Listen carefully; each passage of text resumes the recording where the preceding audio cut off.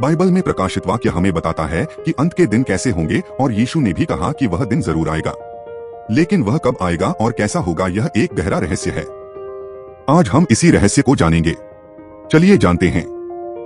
Bible कहती है कि यह दुनिया हमेशा के लिए नहीं बनी। हर चीज का एक आरंभ है और हर चीज का एक अंत है। जैसे एक किताब की शुरुआत और अंत होता है, वैसे ही इस सृष्टि का भी अंत होगा।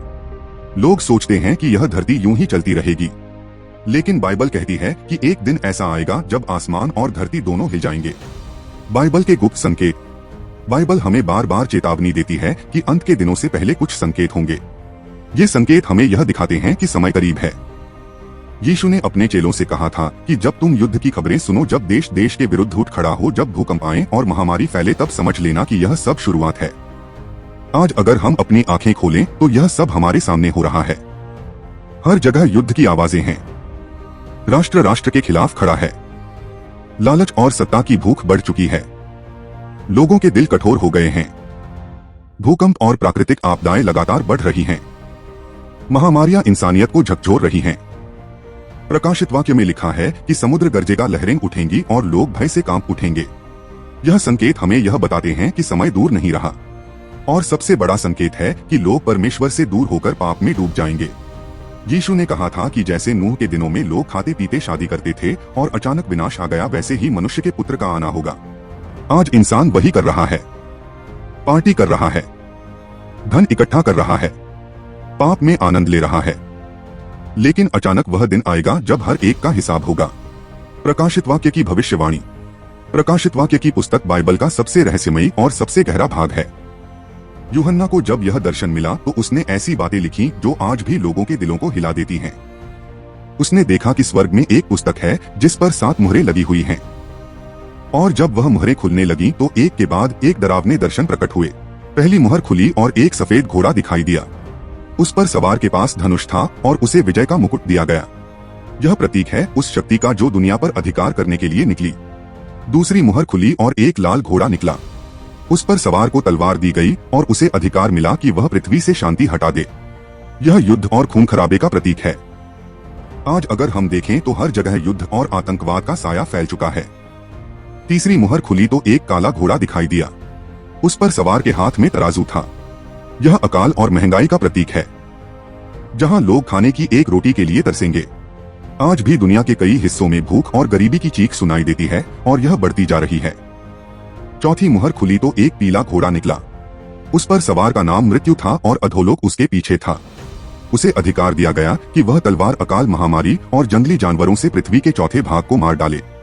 आज की दुनिया में बीमारी, महामारी और मौत का साया, यह सब हमें उस भविष्यवाणी की याद दिलाता है। ये 4 घोड़े हमें दिखाते हैं कि अंत के दिनों में दुनिया कैसी होगी। शांति का नाश होगा, युद्ध बढ़ेंगे, अकाल और गरीबी का अंधेरा छा जाएगा, बीमारियां और मौत हर जगह होंगी और लोग अपने जीवन से डरने लगेंगे। प्रकाशित वाक्य यह भी बताता है कि झूठे नबी उठेंगे, चमत्कार दिखाएंगे और लोगों को धोखा देंगे। शैतान पूरी कोशिश करेगा कि इंसान परमेश्वर से दूर हो जाए। अंत समय के 7 बड़े संकेत। बाइबल हमें सिर्फ भविष्यवाणियां ही नहीं बताती बल्कि साफ साफ 7 बड़े संकेत भी दिखाती है जिनसे हम पहचान सकते हैं कि अंत का समय करीब है। पहला संकेत, युद्ध और अफरा तफरी। यीशु ने कहा था कि तुम युद्ध की खबरें सुनोगे और राष्ट्र राष्ट्र के विरुद्ध उठेगा। आज चारों तरफ यही हो रहा है। हर जगह युद्ध की तैयारी है।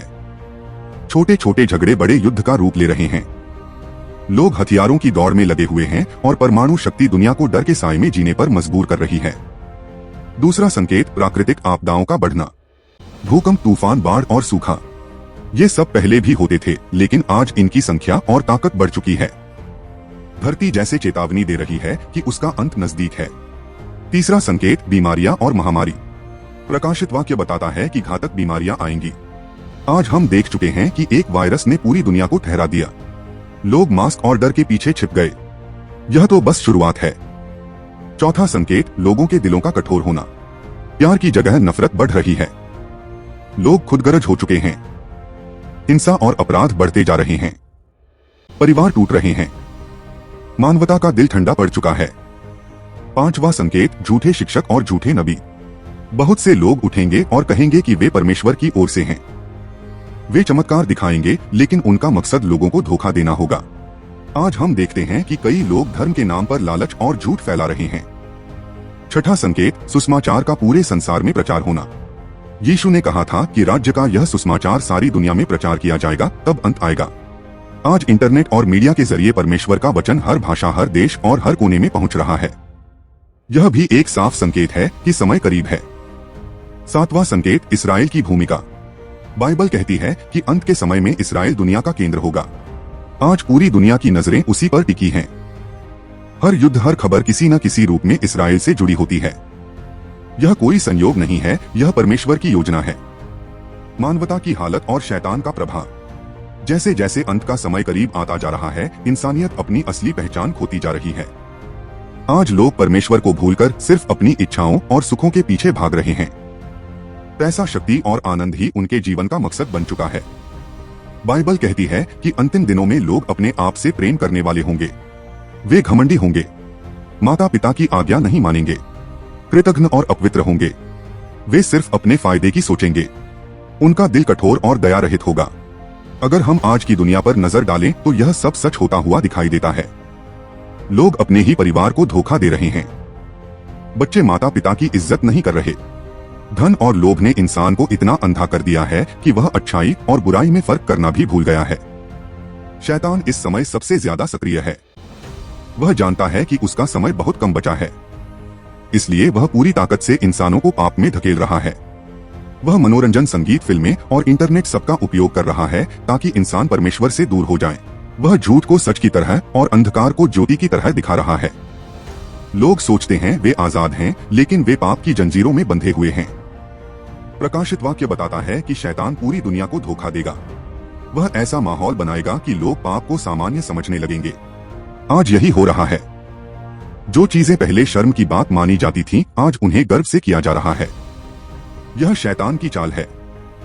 मानवता का हाल इतना बिगड़ चुका है कि लोग खुद अपने विनाश की ओर बढ़ रहे हैं। विज्ञान और तकनीक ने बड़ी तरक्की की है, लेकिन इंसान का दिल पहले से ज्यादा खाली हो गया है। लोग अकेलेपन, अवसाद और निराशा में डूब रहे हैं। और यही शैतान चाहता है कि लोग उम्मीद खो दें और अंधकार में चले जाएं। लेकिन बाइबल हमें यह भी बताती है कि इस अंधकार के बीच एक ज्योति है। वह ज्योति है यीशु मसीह, जो लौटकर आएंगे और शैतान की हर शक्ति को नष्ट करेंगे। यीशु का दूसरा आगमन। बाइबल साफ कहती है कि जिस तरह यीशु पहली बार इस धरती पर आए थे, वैसे ही वह दूसरी बार भी आएंगे। लेकिन फर्क यह होगा कि पहली बार वे एक सेवक के रूप में आए थे, लोगों के पाप उठाने के लिए, क्रूस पर मरने के लिए। लेकिन दूसरी बार वे राजा बनकर आएंगे, न्याय करने के लिए और अपनी दुल्हन अर्थात कलीसिया को लेने के लिए। प्रेरितों के काम की पुस्तक कहती है कि जब यीशु स्वर्ग में उठाए गए तो 2 स्वर्गदूतों ने खड़े होकर चेलों से कहा, जैसे तुमने उसे जाते देखा वैसे ही वह लौट कर आएगा। यह कोई कल्पना नहीं बल्कि एक प्रतिज्ञा है। प्रकाशित वाक्य कहता है कि देखो, वह बादलों के साथ आ रहा है और हर आंख उसे देखेगी। यह कोई गुप्त घटना नहीं होगी, यह पूरी दुनिया देखेगी। धरती कांप उठेगी, समुद्र गरज उठेगा और लोग भय से चिल्लाने लगेंगे। बाइबल बताती है कि उस समय तुरही बजेगी और मसीह में मरे हुए लोग पहले जी उठेंगे। फिर जो जीवित रहेंगे वे भी बादलों में उठा लिए जाएंगे। यह होगा उस दुल्हन का उठाया जाना जिसे हम रैप्चर कहते हैं। यीशु अपने लोगों को इस धरती से उठा ले जाएंगे ताकि वे आने वाले न्याय से बच जाएं। इसके बाद धरती पर क्लेश का समय आएगा, एक ऐसा समय जैसा पहले कभी नहीं हुआ, जहां शैतान अपनी पूरी ताकत दिखाएगा। झूठा मसीहा उठेगा, लोग धोखा खाएंगे, लेकिन अंत में यीशु महिमा के साथ उतरेंगे। उनके मुख की तलवार से शैतान और उसके सेनाओं का अंत होगा और वह 1000 वर्षों तक राज्य करेंगे। यह दूसरा आगमन किसी कोमल दृश्य की तरह नहीं बल्कि एक महान और डरावना दृश्य होगा, जहां हर घुटना झुकेगा और हर जीभ मान लेगी कि यीशु ही प्रभु है। दोस्तों, दुनिया का अंत कोई कहानी नहीं बल्कि सच्चाई है। बाइबल ने जो कहा है वह धीरे धीरे पूरा हो रहा है। युद्ध, अकाल, महामारी, पाप और शैतान का प्रभाव, यह सब हमें बता रहा है कि समय बहुत करीब है।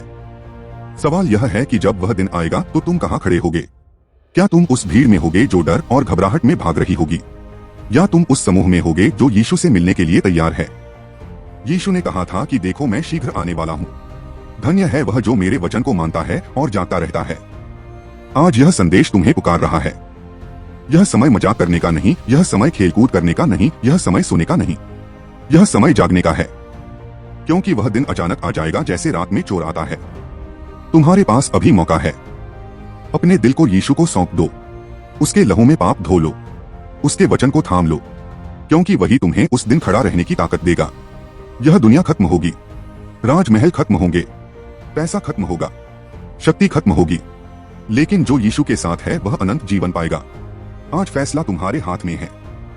तुम किसके साथ हो, दुनिया और उसके पाप के साथ, या उस यीशु के साथ जिसने तुम्हारे लिए क्रूस पर प्राण दे दिए? याद रखो, समय बहुत कम है, दुनिया का अंत आने वाला है, लेकिन यीशु में तुम्हारे लिए एक नई शुरुआत तैयार है।